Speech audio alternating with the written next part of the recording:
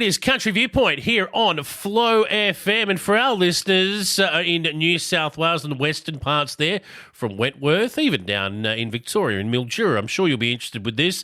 Wild dog trapping program is doing the rounds of the western part of New South Wales. Now, clearly, wild dogs are a problem across a big chunk of our network area and beyond. In the western parts of New South Wales, it's well documented how big an issue they are.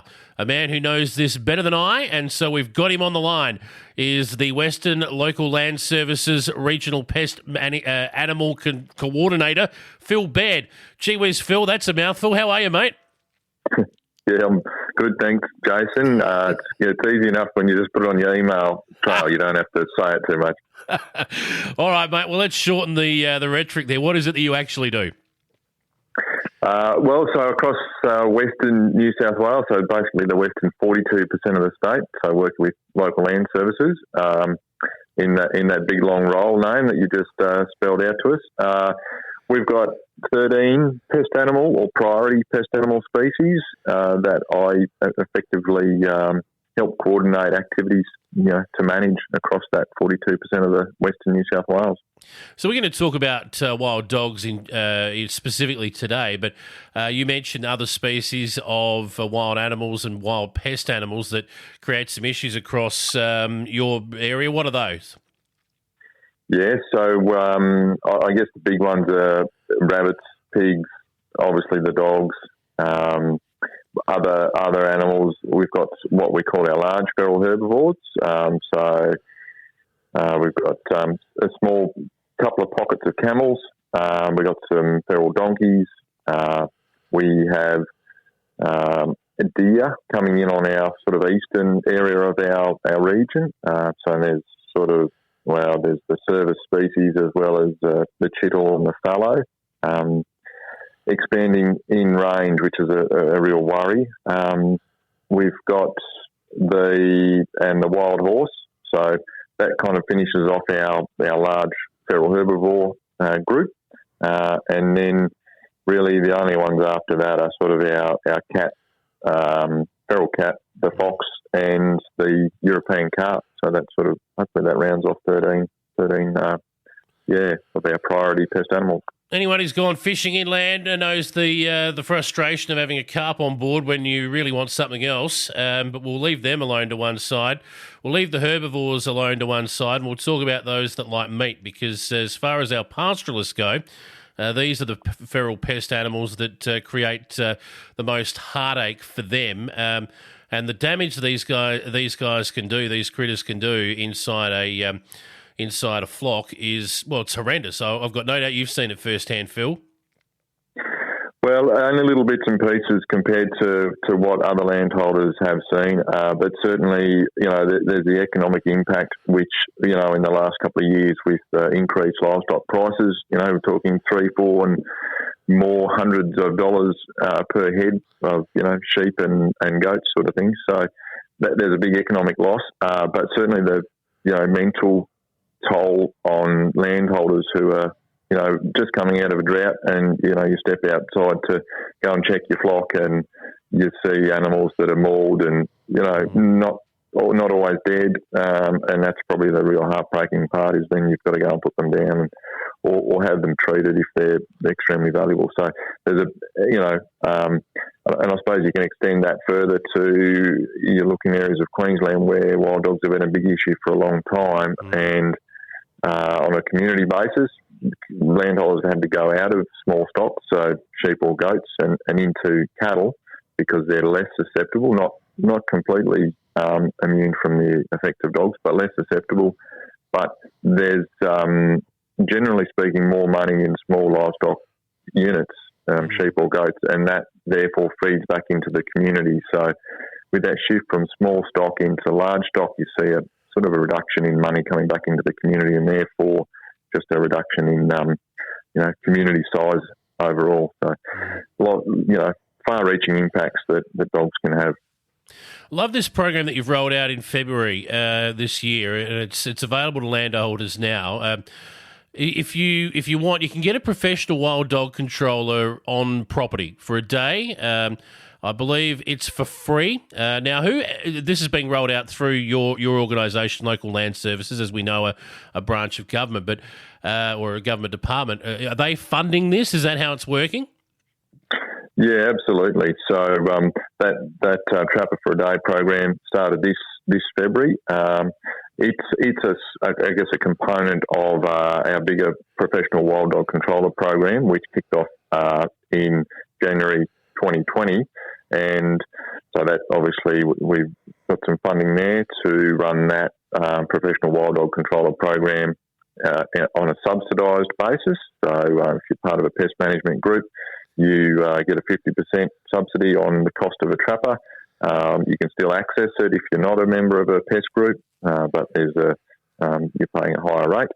And the Trapper for a Day program was really, so February this year was about trying to encourage people who maybe, didn't know too much about wild dog sign or didn't think they had any wild dogs.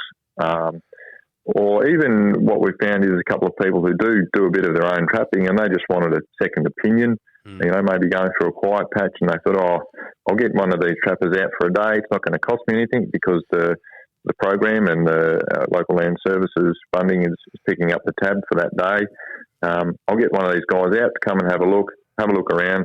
The sign for picking up wild dog can be very subtle, so an experienced eye can make a real difference.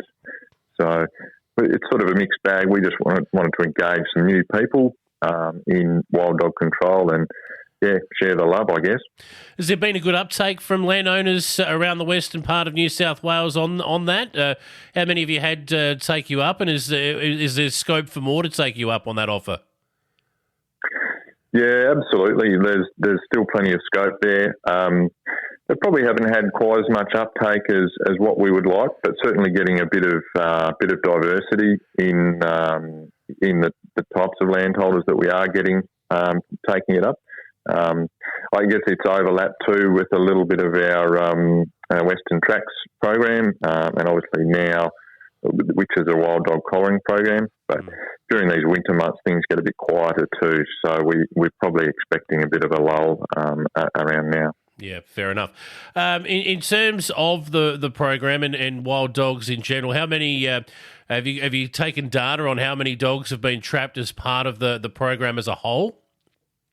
Yeah, so certainly the professional wild dog control program, which began January 2020, to date we've taken out 103 wild dogs, I think 48 pigs, and there's a handful of feral cats and foxes with that. When I say we've taken out pigs, they're a secondary item, I guess, for our wild dog controllers. So if it's feasible for them to take out some pigs in the process of trapping dogs, they can, but they're not a priority. Obviously, there's a whole lot more pigs out there than that, and we could have probably taken out thousands of pigs if that was our priority, but certainly wild dogs is the focus for the program. So this is just really another tool in the kit bag when we talk about trapping, because obviously baiting, we've seen that work before, but clearly there are some downsides to baiting as well in the terms of the impact that it can have on other species in the environment. You can't just put up a neon sign saying "Do not eat this" to the native animals in the area and whatnot. So it's, I guess, another tool in the kit bag. Is that what we're talking about today? Oh, absolutely. We've got some properties out there, for example, that are, have organic status, and whilst not all of them can completely not bait, some of them have restrictions. So trapping is certainly a good option. Shooting, there's still that has its difficulties, but is another option. And so there's that. Trapping provides another avenue, like you say, for people who don't want to go down the baiting path. But certainly 1080 baiting is our primary tool. And I guess as people know, that 1080, it's created from a naturally occurring compound. So the native animals are highly or largely immune to it. They need to take in high levels of the compound to have an impact. So it's regulated really well, and when used properly, it's quite a safe chemical out in the Australian landscape. Yeah, definitely. Well, I mean, it's come a long way what we do with wild dogs in terms of control measures over the last probably 2 decades. But it's always handy to have another, as we said, tool in the kit bag. So those who want to chew the fat with you, Phil, over just wild dog control in general, or perhaps want to get more involved in the program or get the trapper for a day out to their property, what's the best thing they can do? Is it just to pick up the phone and give you a call?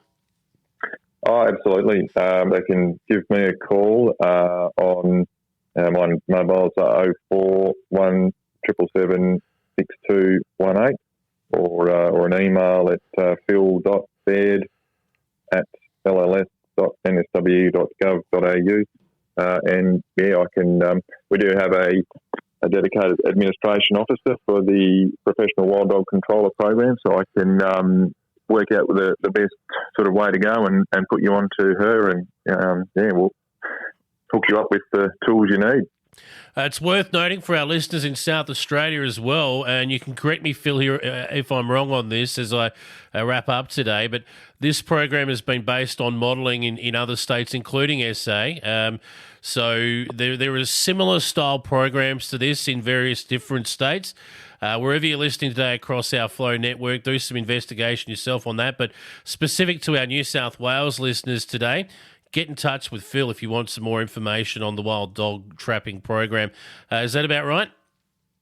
Absolutely.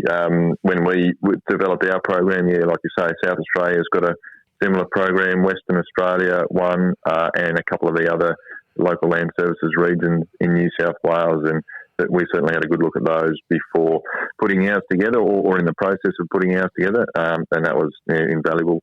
Some lessons learned from those groups as well. Good on you, mate. It's great work you guys are doing, and thank you for joining us today to tell us about it here on Country Viewpoint. We wish you all the best, and look forward to chatting with you again soon. Thanks, Jason, and happy days for all our listeners.